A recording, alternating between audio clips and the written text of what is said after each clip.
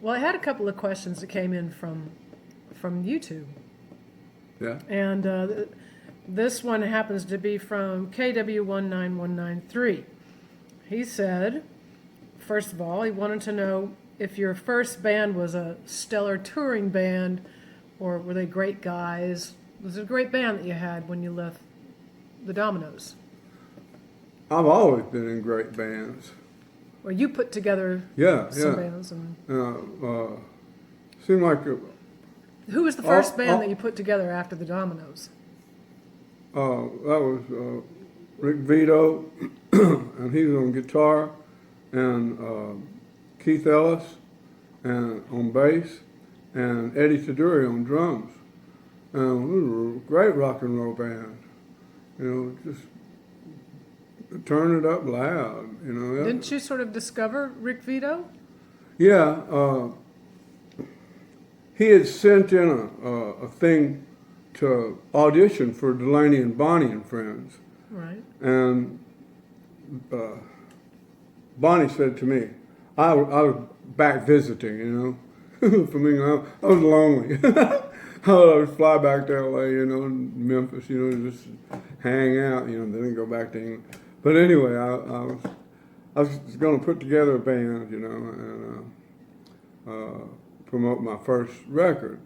And Bonnie, she said, look at this guy. He sent a tape and everything. Good-looking kid.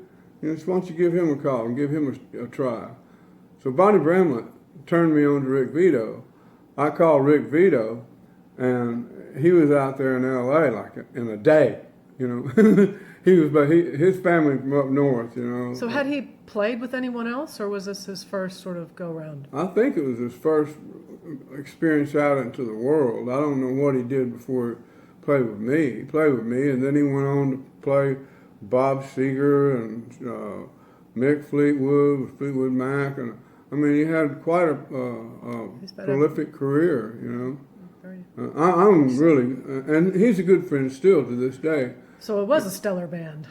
Huh? It was a very stellar band. Oh yeah, yeah, it was a good band. What about and we moved on. We changed the drummer to Don Poncher. He was the guy who was pretty much Jim Gordon's. He would follow Jim Gordon and do the dates that Jim Gordon couldn't do. He, as a matter of fact, he wrote me the other day, and Don Poncher did, and was that very thing was part of what he was talking to me about. I thought it was awesome, you know. He's still a great drummer. He's still out there doing it. That's you know, it's awesome. Well, musicians have a tendency to never stop playing. We don't retire. We no. keep on going. Keltner, he's on it.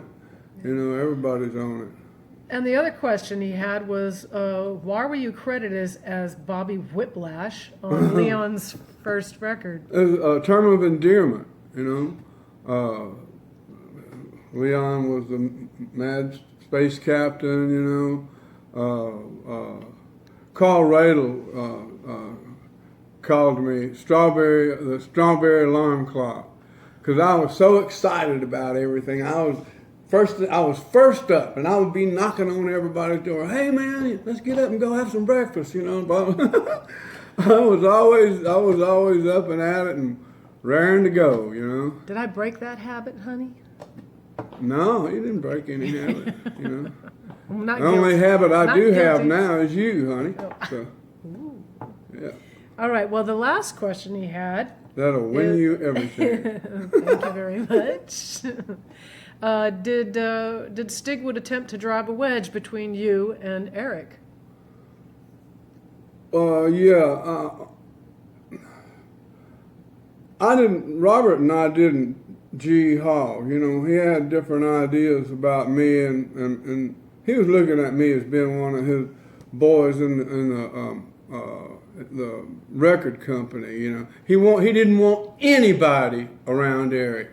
He wanted Eric all to himself, and he got it all to himself. Well, I think that's the way it is with artists that are, you know, solo artists. It was he said he didn't like that Eric and I became so close, you know, and I was living out in Hurtwood all that time. He didn't like that. What sort of things did he do to sort of keep you apart?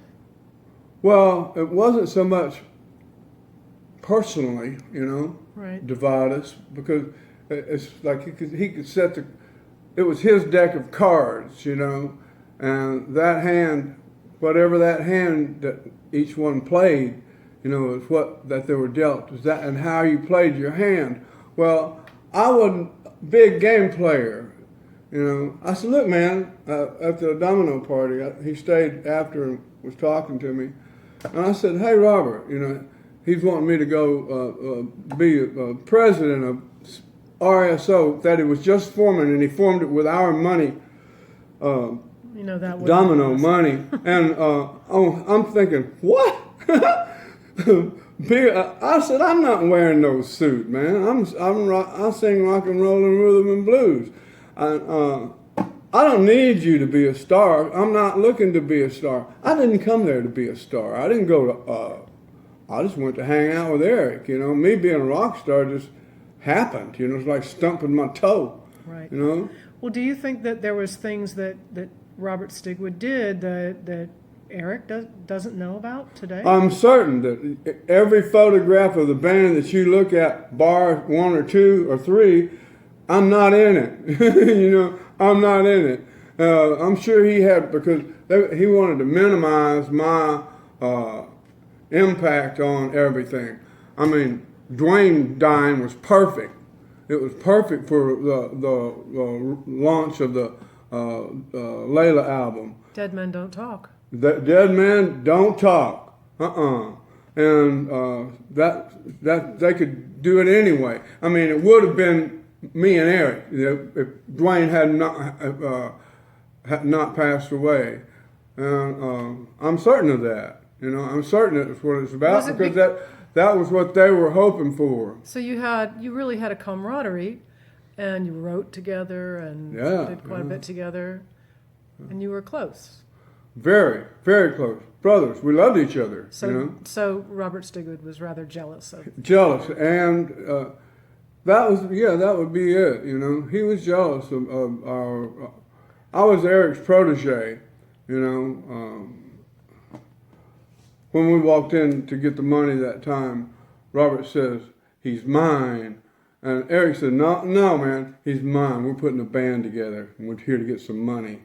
You know, Robert had some strange shit on his head, you know. And I wasn't going to be a part of that. I was there just to we wouldn't have put together Derek and the Dominoes, I'm certain, if Jordan hadn't asked us to. You know, he's the one that asked us to put a band together. I was just there visiting. We was hanging out. Well, things, as they say, happen as they should. Yeah. And, you know, Robert Stigwood, you know, his ridiculous offer to me. Well, honestly, I said, get out of my house. Honestly, do you He really was paying the rent. do you really honestly think that the Derek and the Dominoes would have ever stayed together? The plan was, because everybody was independent, you see, because we shared everything equal. But the plan was that we could go do our deal or solo thing, you know, boom, and come back and do another, you know, a band thing. Whose idea was that? I don't know. We were talking about Eric and me, and it seemed reasonable. And then when things weren't that reasonable, and the band dissolved, Stigwood's office and David Shaw, who's Stigwood's partner and the money guy, you know, he wanted me to.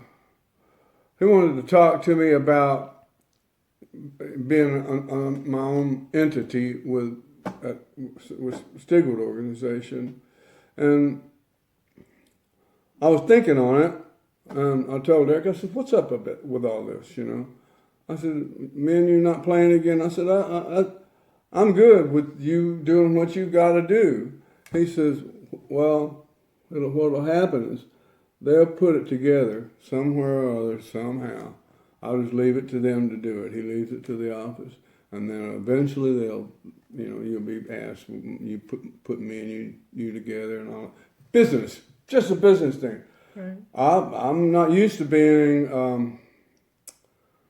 a puppet, no, that's not how I play. Or in the scheme of a business plan. No, it was for me.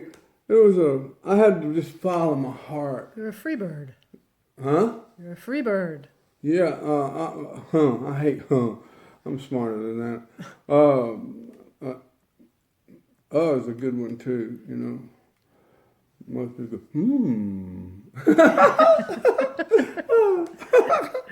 No, I had to be me. I had to be free. I had to be free to move about and not take any orders. I'd been giving orders all of my life until I left, and then Delaney's giving orders. It's like, God dang, I'm growing up. I'm a grown-up guy, Right, so you're making your own decisions. I'm making my own decisions. I didn't So have you moved anybody out- make them for me. I think it's great. You moved out of that situation. Yeah, on I your own walked volition. on and started my own life over here. I couldn't hang around in England waiting on somebody to do whatever they're going to do. I'm cut from a different thread of cloth than a lot of people. Anybody. Yeah, anybody. But especially somebody who's dependent on another entity to make them a superstar and all of this, which they would have been anyway. Pretty much all superstars, quote superstars, have that going on. Yeah. They have Well, that the funny thing is, like, They can't do it on their own. Brian Epstein and Robert Stigwood were partners. I was just going to ask you. All right, they were partners in the beginning. Brian had the Beatles and Lulu, and Stigwood had Cream. No, Stiggy had Lulu Yeah. and Cream. Brian had the Beatles, and when they were going to split, they decided to go their separate ways. And Stiggy took Cream and Lulu, and Brian took the Beatles, and that's how it all Started. began, And then there are other people who were playing the other side of the field, Ozzy Osbourne bunch, Right. Whoop your ass in a second, Some would run, some would stay. Right. I would get in that high tree limb and watch it go down, Right. Also, got another question from 26 Stereo. Wanted to know if Just Want to See His Face may have only been a demo that you're hearing with you playing the piano on it. And the reason why. Hell no. Goddamn demo. That's me. Oh, I went there. Bobby Keys called me at my place in Ascot and said, Jimmy Miller wants to finish up talking with you about the thing that y'all were talking about at Nelcott. And I jumped in my Ferrari, bam, I'm downtown, and I'm in there talking to Jimmy. We decided to cut a deal. I'm walking out of there, going across the big room, and Mick's standing there in the middle of the room, and he's got a black notebook like that, leather-bound notebook. And he's saying some nonsense, He said, hey, Bobby, I'm walking past him, you see. Right. And Charlie Watts is there, and Guitar player. Can't yeah, think of his name. Keith, not Keith, what's his other name? Huh? I know.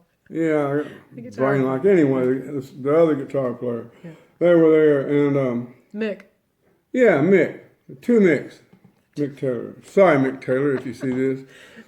72. Some things kind of, but need a little WD-40. And anyway, better. No, Mick stopped me and he said, hey, Bobby. He said, Keith wasn't there, right? He said, hey, Bobby, your dad was a minister, wasn't he? Everyone seemed to know that there, didn't they? Yeah. And he said, he was a minister, wasn't he? And well, I was the only gospel influence that was in the whole damn country, you know, like real gospel. And I said, yeah, he was a Southern Baptist hellfire brimstone preacher, like 5'4", you know. And he said, could you play me like some groove, you know, some. Right. There was no song. No. He said, can you play me some kind of gospel groove? And there was a Wurlitzer sitting right there in the middle of the floor. I said, sure. And I went over to it and turned it full volume, and I turned the vibrato up, and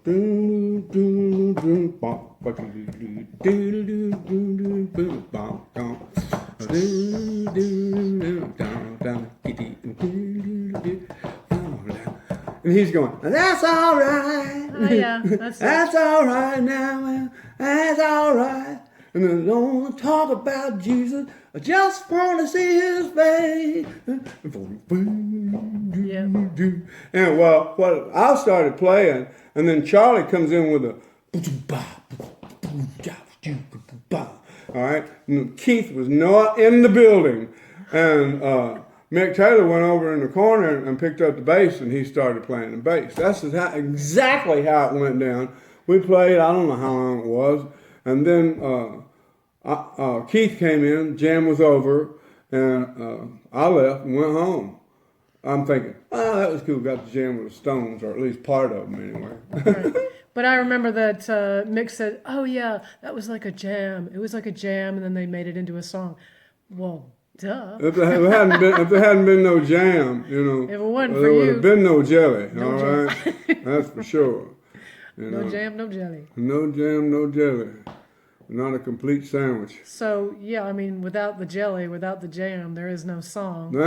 So you are, you're a writer on the song. Why, for hell God's yeah, sake. I am. And, I didn't listen to that for all these years until about 3 years ago, and because I was so pissed off that they didn't even put my name on it, acknowledge me. I don't know. It's not about money. Jesus Christ, that comes and goes. But hey, man, that's my stamp. If it hadn't been for me playing that song wouldn't have they been can't play happening. it. They can't play it. Hell no. Was it what's his name told you they're not, unable to play it? Absolutely. The only church they ever been in was probably when they were getting married to the third or fourth wife,